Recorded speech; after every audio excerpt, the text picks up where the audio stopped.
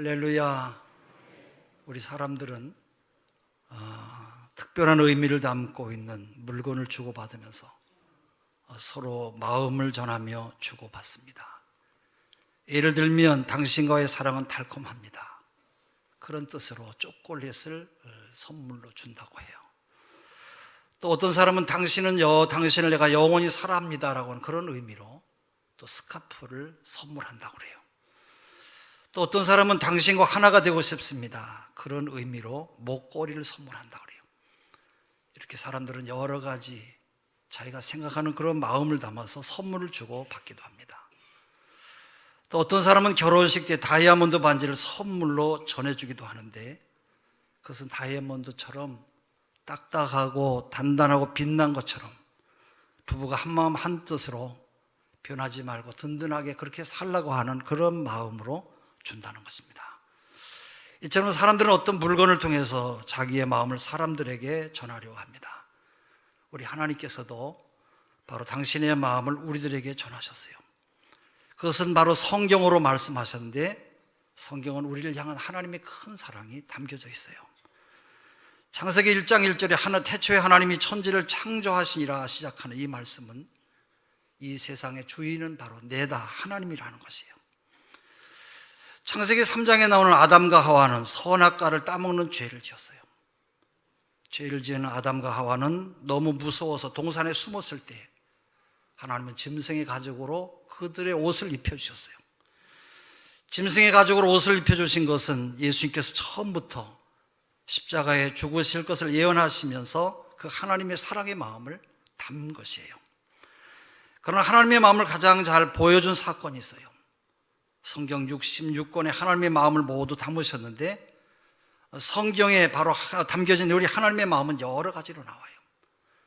그 중에 가장 중요한 것은 예수님께서 십자가에 죽으심으로 죄인된 우리 인간을 얼마나 사랑하시는가 하는 것을 보여주는 것이에요. 오늘 말씀 에베소서는 하나님의 마음을 십자가의 사건을 통해서 깊고 크신 하나님의 사랑의 마음을 전하고 있어요. 예수님이 사셨던 2000년 전 당시에는 십자가를 어떻게 사용했는가 하는 것을 우리가 알게 되는데 그 당시에 십자가는 저주의 상징이었어요. 신명기 21장 22절 23절에 사람이 만일 죽을 죄를 범함으로 네가 그를 죽여 나무 위에 달거든 그 시체를 나무 위에 밤새도록 두지 말고 그날에 장사하여 네 하나님 여호와께서 내게 기업으로 주시는 땅을 더럽히지 말라. 나무에 달린 자는 하나님께 저주를 받았음이니라. 나무에 달려 죽는 것은 하나님께로부터 저주를 받았다고 사람들이 여겼어요. 그러나 실제적으로 사람이 나무에 달려서 죽는 사건이 나와요. 시대적으로는 로마 제국이 세계를 통치하던 그런 때예요. 사람을 십자가에 매달아서 사형시키는 것은 바로 사형 방법 가운데 가장 끔찍한 방법으로 사람이 죽을 때까지 나무에 매달아서 그 죽음이 끝날 때까지 그대로 두는 것이에요. 사형수가 죽을 때까지 끝까지 고통을 겪다가 죽게 만드는 그런 방법이에요. 십자가형으로 처형하는 것은 차츰 로마 정권에 대항했던 반란자들에 대한 처형 방법으로 나중에는 자리를 잡게 되었어요. 서기 70년 유대인들이 반란을 억누르기 위해서 예루살렘을 포위한 로마 장군 티토스 장군은 여러 날 여러 달에 걸쳐서 매일같이 유대인들 포로를 500명씩 붙잡아서 십자가에 매달아 죽이기도 했다고 그래요. 사람을 십자가에 매달면 몸이 서서히 처진다고 그래요. 그렇죠. 그리고 숨쉬기가 아주 힘들어진다고 그래요. 그 다음에는 근육 경련이 일어나면서 몸에서 물과 피가 다 쏟아져 나가는데 이 물을 먹지 못해서 목은 심하게 더 마르고 아주 그래서 힘든 고통을 겪는다는 것이에요. 예수님도 십자가에서 처형당할 때 내가 목마르다 이렇게 말씀하셨어요. 이렇게 처절하게 외치면서 고통스러워하다가 나중에는 내 아버지여 왜 나를 버리십니까? 이런 말씀으로 신음하며 고통스러워하다가 마지막에 십자가에 숨을 거두셨어요. 어떤 사형수는 십자가에 매달려서 일주일 아니면 혹은 보름 이상 죽을 때까지 아주 처참하게 매달려서 죽는 그런 사형수도 있었다고 그래요. 이렇게 예수님 당시에 십자가는 가장 잔인한 고통과 저주의 상징이 바로 십자가의 죽음이었어요. 이러한 고통과 저주의 상징이었던 십자가가 어느 날 고난의 의미로 완전히 바뀌게 됩니다.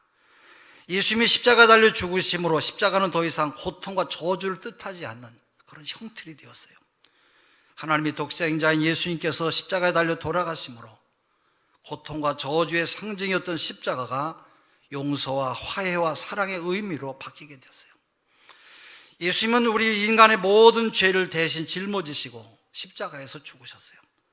십자가 사건으로 인간의 죄의 문제가 깨끗이 소멸되면서 하나님과 인간과의 관계가 다시 화목의 관계로 회복이 되었어요. 고통과 저주의 상징이었던 십자가가 하나님의 사랑과 영생이라고 하는, 영원히 산다고 하는 이 하나님의 사랑의 뜻으로 바뀌게 되었어요. 요한복음 3장 16절, 하나님이 세상을 이처럼 사랑하사 독생자를 주셨으니 이는 그를 믿는 자마다 멸망하지 않고 영생을 얻게 하려 하심이라 말씀해요. 이렇게 십자가의 의미가 바뀌게 된 것은 예수님이 십자가에 죽으심으로 바로 사랑과 생명의 상징으로 바뀌게 된 것이에요. 하나님은 그렇게 끔찍한 십자가를 온몸으로 감싸 안으시면서 십자가 안에 깊이 담겨져 있는 저주와 죽음을 단번에 깨끗하게 말끔히 씻어내신 것이에요. 그래서 십자가는 저주에서 은혜의 상징으로 바뀌었고 고통과 슬픔에서 축복의 상징으로 변한 것이에요. 오늘도 십자가 아래 찾아와서 죄인임을 고백하면서 하나님, 제가 잘못했습니다, 용서해 주세요, 이렇게 하나님께 용서를 구하며 기도하는 사람들에게 하나님은 하늘의 신령한 것과 땅의 기름진 것으로 가득 채우시는 축복이 우리 모두에게 임할 줄로 믿습니다. 한술 더 떠서 사도 바울은 십자가를 이렇게 설명해요. 오늘 읽었습니다만 에베소서 2장 16절에 또 십자가로 이 둘을 한 몸으로 하나님과 화목하게 하려 하심이라. 원수된 것을 십자가로 소멸하시고 말씀해요. 십자가로 원수된 것을 다 소멸하시고 다 모두가 다 하나가, 둘이 하나가 되게 하셨다는 것이에요. 둘이 하나가 되었다는 것은 죄인인 인간과 의로우신 하나님과 화목하게 된 것을 말해요. 또 서로가 반목하며 질시했던 유대인들과 이방인들이 하나가 된 것을 뜻하는 것이에요. 유대인은 하나님을 믿는 사람을 말하고 이방인은 하나님을 모르는 사람을 말해요. 십자가는 하나님을 알고 믿는 사람이나 모르고 믿지 않는 사람들이나 모두가 다 십자가로 화목하게 만드신 거예요. 이러한 화목하게 만든 이 모든 것을 담을 수 있는 것이 바로 주님께서 십자가에 달려 돌아가신 바로 십자가인 것이에요. 예수님께서 십자가를 지심으로 하나님과 인간이 하나가 되었고 이방인과 유대인이 하나가 되어서 화목을 이루게 되었어요. 할렐루야. 이러한 십자가에서 죽으신 예수님으로 하나님과 인간, 그리고 인간과 인간 모두를 화목하게 하신 것이에요. 다시 말하면 죄 지은 인간과 하나님과의 관계를 십자가로 다 소멸하시고 인간의 죄의 문제를 십자가로 해결하셨다, 그런 말씀이에요. 그러므로 예수님의 십자가로 하나님과 죄인인 우리 인간과의 변화가 있어요. 오늘 16절에도 그렇게 말씀하시는데 원수된 것을 십자가로 소멸하시고 그렇게 말씀해요. 예수님이 십자가에서 죽으심으로 하나님과 인간 사이에 원수된 이 모든 죄를 다 소멸하셨다, 없앴다, 그런 말씀이에요. 우리를 하나님과 하나 되게 하지 못하는 것은 바로 우리 속에 있는 원수 같은 바로 죄 때문에요. 죄는 하나님과 인간을 갈라놓는 아주 무서운 것으로 인간은 모두가 다 죄의 종이에요. 죄의 종은 가련한 인생으로 살아가는 그런 존재를 말하는데 죄의 종은 자기 인격이 없어요. 죄에 대해서 절대로 복종하는 것밖에 아무것도 없어요. 이것은 죄가 아니라고 생각하면서도 계속 죄를 지면서 살아가는 것이 인간이기 때문에 그래요. 죄가 인간의 주인이기 때문에 그러지 말아야지 하면서도 계속해서 끌려가는 것이 타락한 우리 인간의 부족함이고 연약함인 것이에요. 또 인간은 죄의 종이기 때문에 거기에 매여서 살아가는 것이에요. 오늘 로마서 7장 17절에 이제는 죄를 행하는 자가 내가 아니요 내 속에 거하는 죄인이라 말씀해요. 또 성경은 죄 아래 팔린 사람들의 행동에 대해서 말씀하는데 자기의 인격대로 행하지 못하고 죄가 시키는 대로 그대로 따라간다는 것이에요. 내가 원하는 바 선은 행하지 아니하고 도리어 원하지 아니하는 바 악을 행하는도다. 만일 내가 원하지 아니하는 그것을 하면 이를 행하는 자는 내가 아니요 내 속에 거하는 죄인이라. 로마서 7장 19절에서 20절에 말씀하고 있어요. 내 속에 거하는 죄에 끌려 살다가 마지막에는 그 죄 때문에 죄가 바로 우리를 지옥까지 끌고 가는 것이에요. 이것이 바로 죄의 힘이요 죄의 능력이요 죄를 짓게 하는 마귀의 힘에 우리가 굴복해서 따라가는 것이에요. 여러분, 이것이 바로 죄를 따라 살아가는 바로 우리 인간의 연약한 모습이고 불쌍한 그런 모습이에요. 그렇기 때문에 하나님은 죄를 가장 싫어하세요. 얼마나 죄를 싫어하냐면 죄를 없애버리려고 예수님이 십자가에서 처절한 죽음을 선택하는 것을 깨닫게 돼요.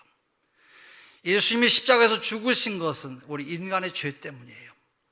인간은 태어날 때부터 죄인으로, 성경은 뭐라고 말씀합니까? 의인은 없나니 하나도 없다. 로마서 3장 10절의 말씀이에요. 이 세상에 의로운 사람은 아무도 없다라는 것이에요. 바로 이것은 인간 스스로 하나님 앞에 의로운 사람은 아무도 없다고 하는 것으로 죄의 결과는 죽음밖에 없어요. 성경은 사람이 한 번 죽는 것은 정한 것이요 그 뒤에는 심판이 있겠다고 히브리서 9장 27절에 말씀해요. 이 말씀을 보면 인간의 죽음은 두 가지로, 먼저 흙으로 만든 우리의 육신이 다 죽는 것이에요. 인간은 한 번 죽는 것이 정해져 있기 때문에 누구나 다 죽어요. 죄로 인해서 죽지 아니할 사람은 한 사람도 없어요. 죄를 이긴 사람도 없고 모두 다 죄의 종으로 살아가는 이것이 바로 인간의 연약함이고 부족함이에요. 돈과 명예와 축복이 그렇게 많아도 인간은 언젠가는 모두가 다 죽는다는 것이에요. 또 둘째는 죽음이 있는데 그것은 지옥에 가는 죽음을 말해요. 성경은 지옥 가는 것을 이렇게 말씀해요.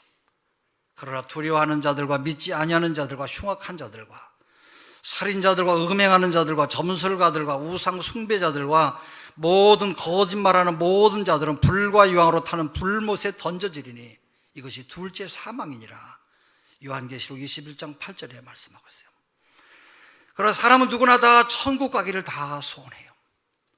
천국 가기를 원하지 않는 사람은 한 사람도 없어요.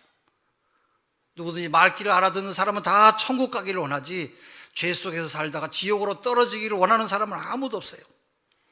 돈이 많은 사람이나 돈이 없는 사람이나 공부를 많이 한 사람이나 공부를 적게 한 사람이나 우리는 모두 다 지옥 가기를 원하는 사람은 아무도 없어요.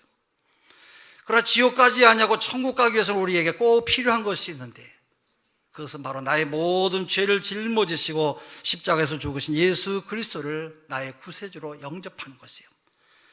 그것은 나의 힘과 노력으로는 천국에 갈 수 없기 때문에, 그래서 여러분, 인간이 착한 일을 위해서 착한 일을 했기 때문에 구원받는 것이 아니에요. 하나님은 우리들이 얼마만큼 착한 일을 해야 천국에 보내신다고 말씀하지 않았어요. 우리의 죄를 없애는 것은 오직 예수 그리스도께서 나의 죄 때문에 십자가에서 죽으셨다고 하는 것을 믿는 것으로, 예수를 나의 구세주로 믿을 때 내가 하나님의 자녀가 되는 것이에요. 성경은 요한복음 1장 12절에 말씀합니다. 영접하는 자 곧 그 이름을 믿는 자들에게는 하나님의 자녀가 되는 권세를 주셨다 말씀해요. 예수 그리스도를 나의 구세주로 영접하기만 하면 하나님의 자녀가 되는 권세를 우리에게 주셨어요. 할렐루야. 우리의 가장 큰 원수인 죄를 이길 수 있는 힘은 오직 예수 그리스도께서 나를 위하여 십자가 지신 그 십자가의 사랑을 믿는 것밖에 없어요. 오늘 우리가 예수님의 십자가를 믿음으로만 붙잡으면 원수 같은 죄에 넘어갈 일이 절대로 없어요. 그러므로 우리의 마음에 예수 그리스도를 나의 구세주로 영접하는 것이 우리에게 그렇게도 중요한 것이에요. 누가복음 16장 20절에 보면은요, 병들어서 피부병으로 고생하는, 아주 고생을 심하게 하는 나사로라고 하는 청년이 나와요. 그의 유일한 친구는 자기의 몸이 다 헐어서 그 헌대를 핥아주는 개 한 마리가 친구였어요. 그러나 그는 예수님을 마음이 믿었어요. 여러분, 예수님을 나의 주님으로 우리가 마음으로 믿는 것은 하나님의 은혜예요. 할렐루야. 내가 아무리 믿고 싶어도 안 믿어지면 못 믿는 거예요. 여러분, 날마다 믿음이 안 되면 하나님 나에게 그런 믿음을 달라고 기도하시기를 바랍니다. 여러분, 우리는 높은 윤리나 도덕과 인격으로 구원받는 게 아니에요. 그것은 하나님 보시기에 아주 가소로운 것들이에요. 여러분은 지금 마음에 예수 그리스도를 나의 주님으로 영접하셨습니까? 여러분 자신이 한번 진솔하게 물어보세요. 내가 아무리 부자요 공부를 많이 한 사람이고 또 명예가 높은 사람이라고 할지라도 하나님 앞에서는 거지가 되어야 돼요. 이건 나사로처럼 그렇게 살아야 된다 그런 얘기예요. 거지가 되라는 말은 그만큼 하나님 앞에서 교만한 것이 아니라 겸손하고 낮은 마음을 가져야 되는 것을 말씀하는 거예요. 그때 하나님의 불쌍히 여기심을, 긍휼하심을 우리가 입을 수가 있는 것이에요. 여러분에게 진지하게 다시 한번 묻겠습니다. 여러분은 예수 그리스도를 나의 구세주로 여러분 다 영접하셨습니까? 감사합니다. 안 하시는 분은 안 가도 되시는 건가요? 나는 지금 죽어도 천국에 갈 수 있다고는 확신이 여러분 마음속에 있느냐 말이에요. 여러분 자신에게 한번 다시 물어보세요. 이건 너무 중요한 일이기 때문에 그래요. 예수 그리스도를 나의 구세주로 영접해서 모두 다 영생에 이르는 축복이 여러분 모두에게 함께 하시기를 주의 이름으로 축원합니다. 여러분 감사함으로 모두 다 천국 백성으로 땅에서도 기뻐하고 감사함으로 그런 삶을 살아가는 여러분 되시기를 바랍니다. 또 하나는 예수님의 십자가로 인해서 바로 우리들이 예수를 믿음으로 하나님과 우리를 가깝게 만드셨어요. 예수님의 십자가가 유대인과 이방인을 하나 되게 만드셨어요. 에베소 2장 17절 18절 또 오셔서 먼 데 있는 너에게 평안을 전하시고 가까운 데 있는 자들에게 평안을 전하셨으니 이는 그로 말미암아 우리 둘이 한 성령 안에서 아버지께 나아감을 얻게 하려 하심이라. 먼 데 있는 너희라고 하는 말은 에베소 사람들을 비롯한 이방 사람들을 말하고요. 또 가까운 데 있는 자들은 유대인을 가리키는 말로 예수님이 십자가에서 죽으심으로 유대인과 이방인을 하나 되게 하심을 말해요.